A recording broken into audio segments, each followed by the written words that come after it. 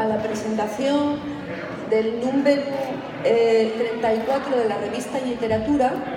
Como saben, la revista Literatura es la revista que edita la Academia de la Lengua Asturiana y que tiene como lingües vehiculares tanto el asturiano como el gallego asturiano. La revista de este año lleva un número en el que pusimos mucho procuro y que hicimos con mucha ilusión. Hay que decir que este año la revista empieza una etapa nueva, con diseño nuevo, como podrán apreciar los que conocen la edición de otros años.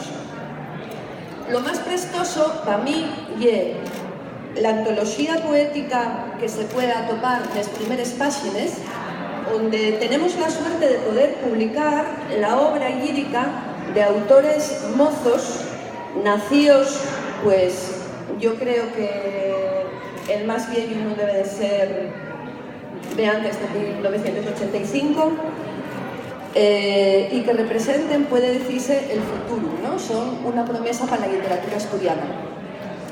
Tenemos 15 de estos autores, de estos poetas. Aida Escudero, que nos acompaña, a la mi derecha, Ana Medina Zaragoza, Andrés Ascurtroceño, David Fernández, Diego Solís, Francisco Priegue, Enrique Zacuriella, Ignacio Galán, Irma González Quevedo, Iván Cuevas, Laura Marcos, Lucía Fernández, que está sentada a Manzorga, Miguel Rodríguez Monteavaro, que está a la izquierda de Lucía, Moixo Mouguías, Pablo Suárez, que está al cabo de la filera, Solinka Turbón y Jaime Martínez. Bien, como novedades de la revista, aparte de esta antología que representa un intento de que cada número tenga, digamos, una estalla temática, un hoyo temático, podemos recalcar más cosas. Con la revista ahora intentamos ofertar información sobre la actualidad de la literatura asturiana. Intentamos incrementar también el número de reseñas, porque los escritores asturianos siempre se quejan de que hay poca crítica, de que no tienen el feedback de lo que piensan los lectores y los críticos literarios. Intentamos tratar también las acciones institucionales o de asociaciones como la Asociación de Escritores de Asturias. Esto es, la intención es que la revista, aparte de ser, como siempre fue, un instrumento muy amañoso para acceder a contenidos literarios de autores asturianos, que podamos también tener acceso a información sobre lo que se está haciendo de literatura asturiana en Asturias.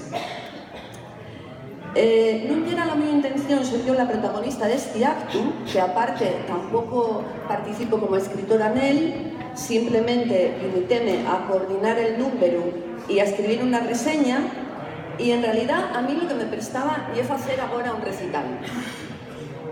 La idea es, para empezar, que los 4 poetas que me acompañen, que salgan, supongo que vos levantaréis, como facéis esta vez, a recitar las colaboraciones que se hicieron en la revista.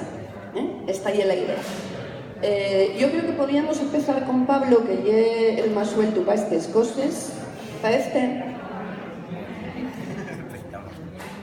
Pues entamamos con Pablo Suárez. Vale, estaba muy cómodo sentado, pero levantaremos.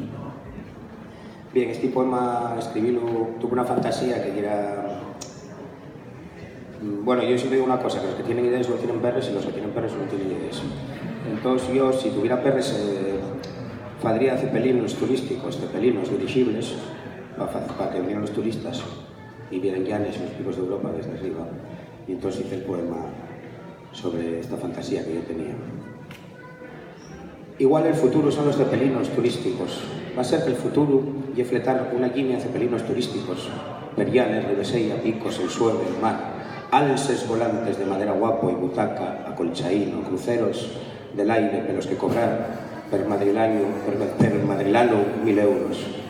Y pienso tanto en una línea de cepelinos turísticos con la que arreglará la crisis, la línea de cepelinos turísticos que nos sacre probes, una línea de cepelinos turísticos que, de copiloto, Melendi y Dixi, lleven al sol. Cepelinos turísticos, Cada excepción confirma una regla nueva y cuidado, que cuento que siempre habrá a quien tizando, avivando el fuego, porque si no, morríamos de frío. Así que ya estamos preparándonos para pilotar. Llevamos l'aire el gueto mucho tiempo dentro, pequeño y prestoso, como lo que importa de veres, y no nos duele la importancia, inflamos cual globo, petámoslo con calma, viviendo de los vuelos y del arte.